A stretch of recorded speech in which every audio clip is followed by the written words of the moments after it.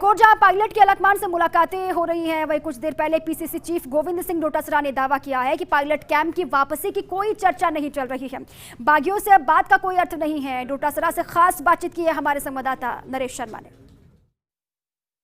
प्रदेश में सियासी संकट के बीच 14 अगस्त से विधानसभा का सत्र शुरू होने वाला है और इस सत्र से ठीक पहले पीसीसी के चीफ गोविंद सिंह डोटासरा ने मुलाकात की है स्पीकर डॉक्टर सीपी जोशी से। इस मुलाकात के क्या मायने हैं, क्या कारण हैं और आगे कांग्रेस की क्या रणनीति है, बात करते हैं हम डोटासरा से। सत्र शुरू होने वाला है सियासी संकट के बीच और इस बीच आप मिले हैं पीसीसी चीफ के रूप में आज स्पीकर से। क्या बातें हुई है, क्या रणनीति बनी है?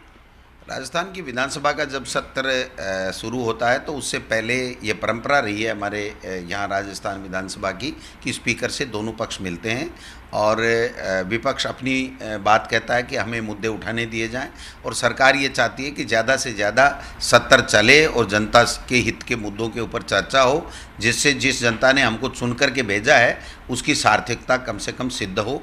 तो मैं समझता हूँ हमने कहा कि शांति से चले और 5वां सत्र है और उस सत्र में जो भी बिजनेस एडवाइजरी कमेटी तय करेगी उस हिसाब से राजस्थान की विधानसभा में जनता से संबंधित मुद्दे पे चर्चा होगी। गोविंद जी, भले ही जनता से जुड़े मुद्दों की आप बात कर रहे हैं, लेकिन राजनीतिक हलकों में ये चर्चा है कि सत्र इसलिए बुलाया जा रहा है कि सरकार के लिए दूध का दूध पानी का पानी हो जाए। तो क्या आंकड़े आपके पक्ष में हैं? हालांकि भारतीय जनता पार्टी का दावा है कि सरकार अल्पमत में है, आपका क्या कहना है? निश्चित रूप से 100% बहुमत से भी कहीं अधिक आंकड़ा कांग्रेस की सरकार के पास में है और भारतीय जनता पार्टी क्या कहती है उसमें से राजेंद्र जी राठौड़ साहब क्या कहते हैं, पूनिया जी क्या कहते हैं, कटारिया जी क्या कहते हैं और वसुंधरा जी क्या कहती हैं और अभी नए नए रामलाल जी शर्मा बने तो वो क्या कहते हैं, तो उनमें से किसका जवाब दूं, कौन क्या कह रहा है, क्योंकि उनकी बातें विरोधाभासी है। कभी कटारिया जी कहते हैं बहुमत नहीं दिख रहा है, फिर शाम को कहते हैं बहुमत बहुत है, आप क्यों कर रहे हो। कभी वो कहते हैं बाड़ेबंदी क्यों कर रहे हो, सतीश पूनिया जी कह रहे हैं ये तो प्रजातंत्र का गला घोट रहे हो, और फिर 3 प्लेन लगा देते हैं ला करके कि साहब इनको ले जाओ बीजेपी वालों को, ये अपनी अंतरात्मा की आवाज़ से कह नहीं सकें या अपनी बात नहीं रख सकें।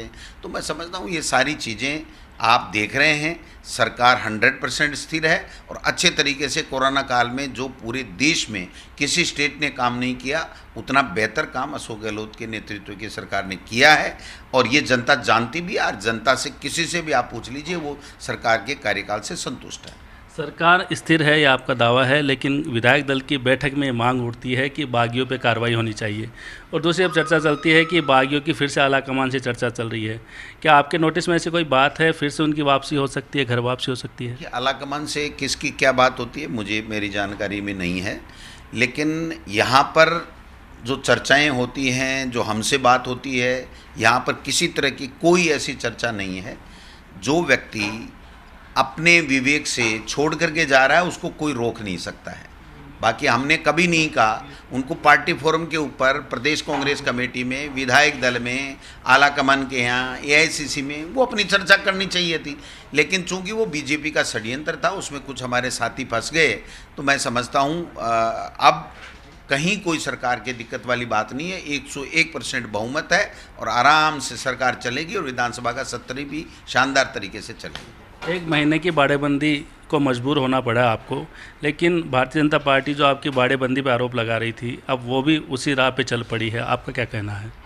जनता की ये भावना थी, प्रदेश के 8 करोड़ जनता की, कि हमारे खून पसीना एक करके हमने सरकार को बनाया था और जिस सरकार को बनाया था वो 5 साल चले। इसके बावजूद भी भारतीय जनता पार्टी का शीर्ष नेतृत्व इस चुनी हुई सरकार को गिराने में षड्यंत्र कर रहा था। इसके लिए हम लोगों को इधर उधर आना पड़ा, जाना पड़ा, कहीं बैठना पड़ा, चर्चा करनी पड़ी। तो मैं समझता हूँ ये जनता की हम धरोहर हैं, हम ट्रस्टी हैं। जनता ने हमें काम करने के लिए भेजा और वो जनता ये चाहती है कि आप इनके षड्यंत्र को विफल कीजिए, लोकतंत्र जीते, षड्यंत्र हारे और अच्छे तरीके से 5 साल सरकार काम करे। बिल्कुल, तो गोविंद सिंह डोटासरा ने बिल्कुल स्पष्ट किया है कि सरकार मजबूत है और चाहे कितने भी षड्यंत्र रचे जाए सरकार के पास 5 साल चलने का पूरा बहुमत है। कैमरामैन सुरेंद्र के साथ Naresh Sharma, first India news, Jaipur.